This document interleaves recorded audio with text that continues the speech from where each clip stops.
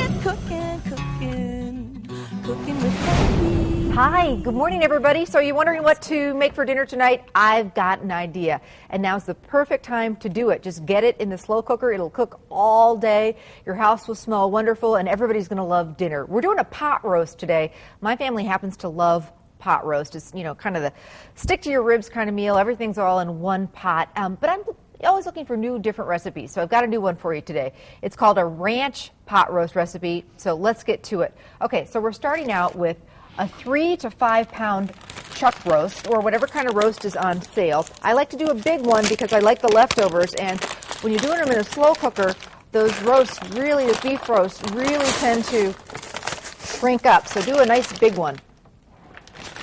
And you notice I'm using one of those slow cooker liners. Love those. They make cleanup a breeze.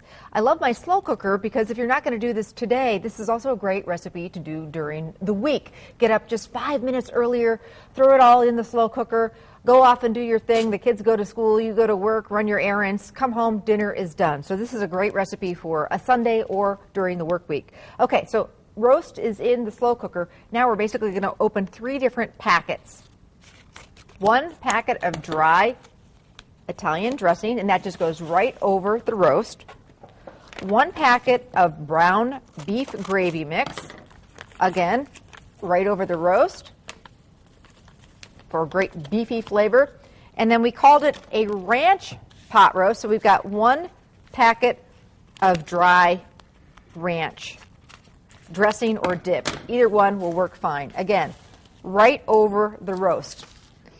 And you can roll that roast around in there and coat it real well. Next, I've got 2 cups of water. And that's it. It's that easy. So the lid goes on, and you cook this on low for about 6 hours, low and slow until the house smells wonderful. At that point is when you want to put your veggies in. If you put them in earlier than that, they're going to kind of shrink up to nothing. So I like to put the veggies in with the pot roast the last hour or so of cooking. And, you know, whatever veggies your family loves. My family loves red potatoes, and I'm using the baby red, so you don't even need to peel them. The baby peeled carrots are really easy. You don't even need to chop them up. Just throw them in there whole. Some celery. You could do mushrooms. Again, whatever your family likes, it's all going to be great. And then cook it another hour and a half to 2 hours until those veggies get nice and tender. I always get questions about, what if I don't own a slow cooker? Well, you can still do this roast just like this, but do it in a Dutch oven or a casserole covered with foil in the oven. Bake it at about 300 low and slow. Again, for, you know, it's a big piece of meat. It's going to take 3, 4, 5 hours for that meat to fall apart, and then throw your veggies in the last hour. Okay, so here's our ranch pot roast with the veggies and the potatoes and the carrots and all that great drippings from the gravy. Serve that with the juice on top, and let me tell you, your family's going to love it. It's my ranch pot roast recipe. You can pick it up at any Festival Foods, and you can also get it on our website. We'll be right back.